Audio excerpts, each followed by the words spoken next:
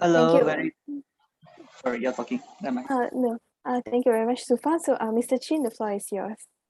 Okay, can someone help me to share screen? The technical team.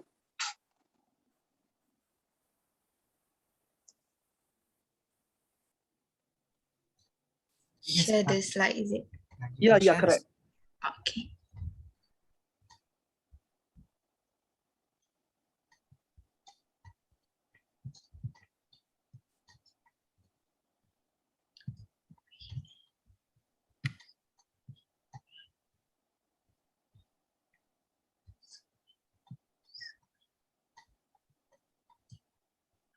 I think I wrote my name over there in the slideshow. If I'm not mistaken, life as a change maker and the way forward. Do you find it?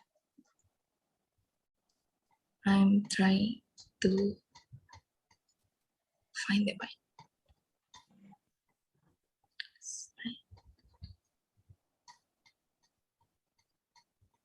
Okay.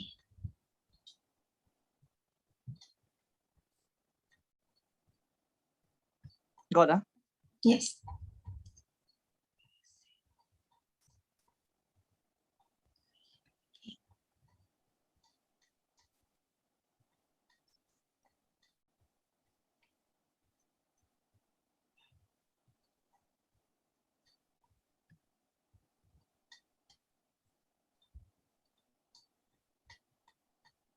This one, right? Yes.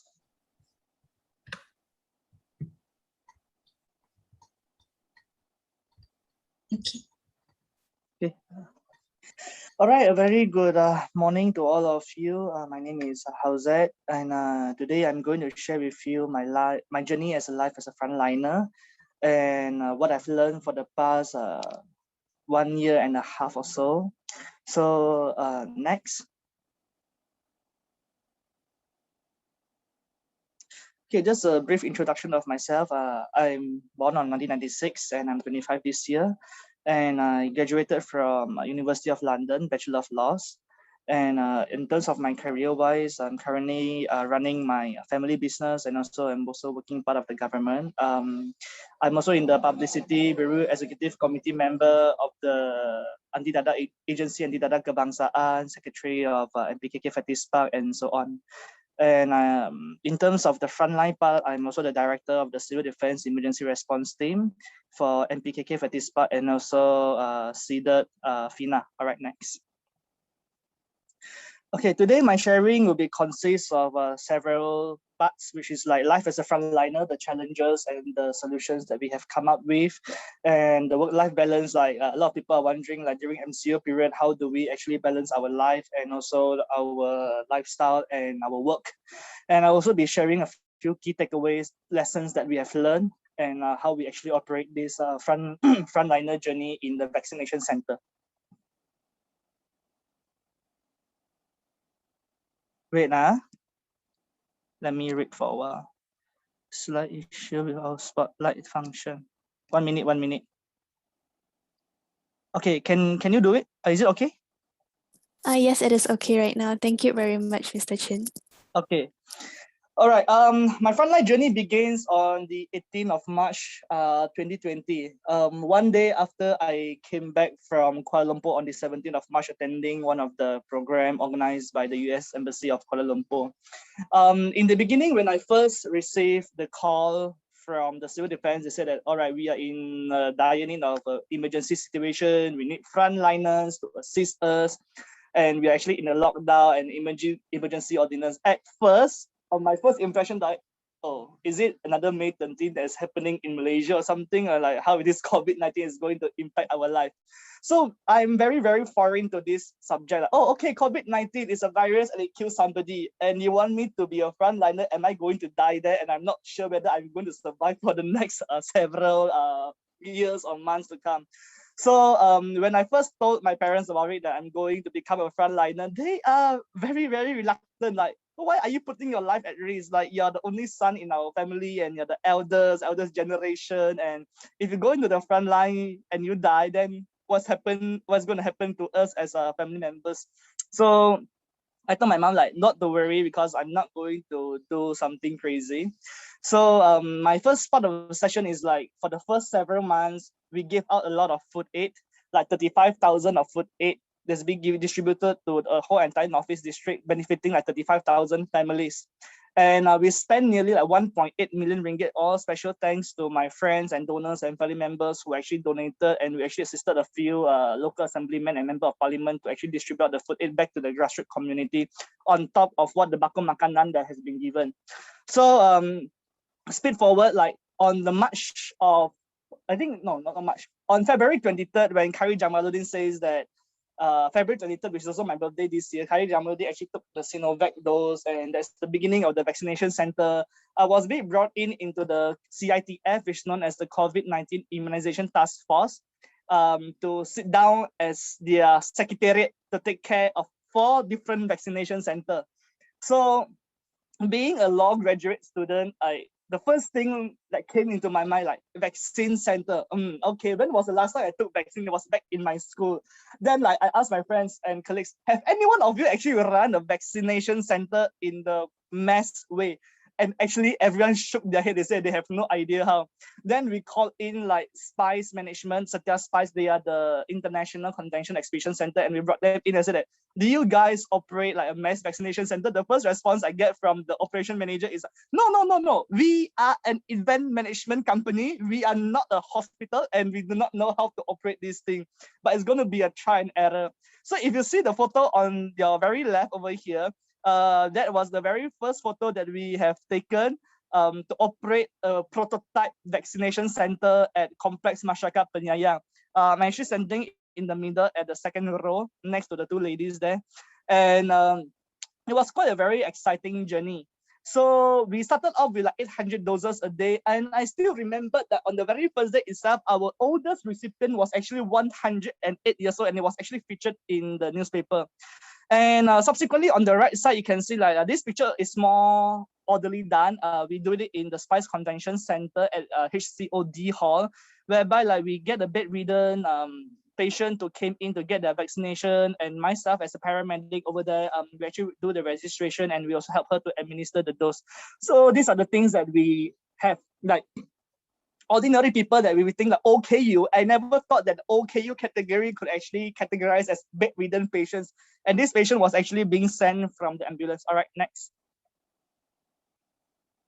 Okay, throughout the whole entire journey, I think I've called more than 10 press conferences because I'm in charge of the press media on behalf of the civil defense and also the MyVac volunteers team in Penang. So it came up with a very main issue is in terms of allowances.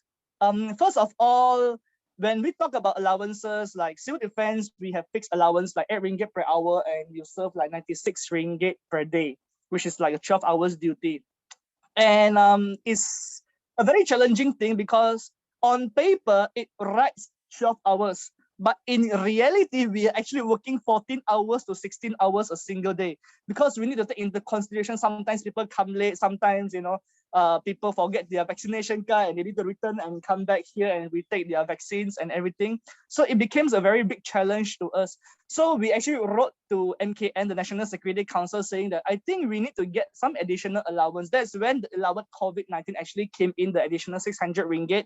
And we actually raised the volunteers' allowances from 50 ringgit a single day to 100 ringgit a single day. And doing this, right, we actually created more job opportunities because we separate the MyVac volunteers into 2 shifts, one in the morning shift, one in the afternoon shift. And after the Raya period, we are very grateful to have a lot of multinational companies that comes in to assist us by giving us food.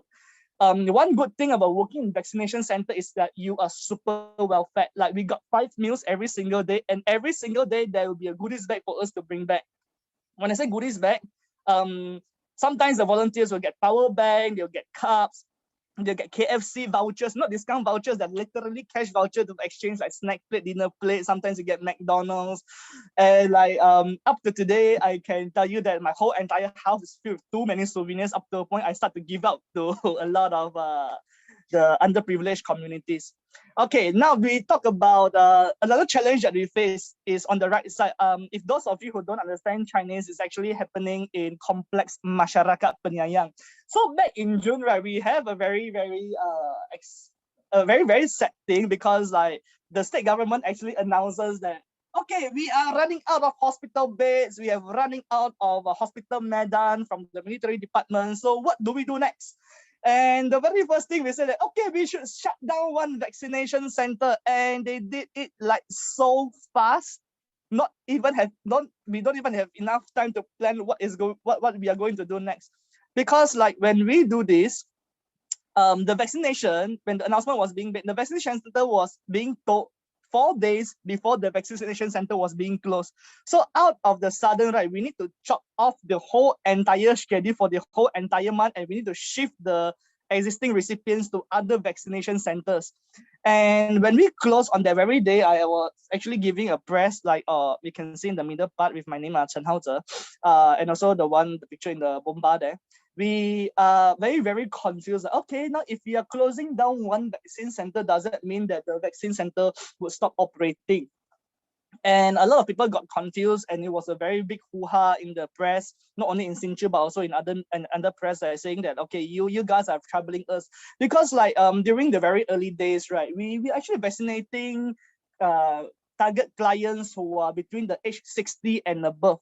So it makes them very immobile. And we came out with a solution whereby we work with a lot of YBs and also the member of parliament and ESCO ministers to come up with van facilities. So if you're in Penang, you will technically know that between the month of May until July, we have free transportation to transfer you from your house to the vaccination center for free. So that's why we say like we need a desperate problem with desperate solutions. And we never thought that this could be done in a very smooth manner. All right, next. Okay, then moving on, after that, from Complex Masyarakat Penyayang, I moved to Tapak Pesta Sungai Nibong, where I actually called for the press conference on the left, you see just now. And then after that, we move on to the next closing ceremony at Spice Convention Center. Okay, Spice Convention Center is actually the largest PPV in the whole entire country. And if you're from KL, if you compare this with Putra World Trade Center, or you compare this with the PPV AstraZeneca at Shah Alam, technically we are very different from all these PPV.